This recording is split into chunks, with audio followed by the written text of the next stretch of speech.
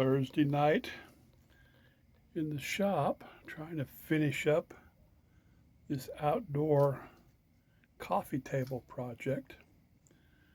Basically watching epoxy dry underneath. I'll explain what I'm trying to do tomorrow after it sets up. Just an idea I was having. But while I was out here doing that, sorting through scrap wood, finding another candidate for another scrap wood chair. Make it about an inch shorter.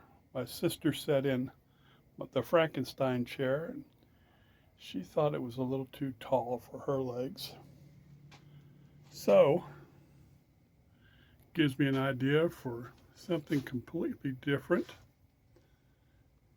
using some more scrap wood.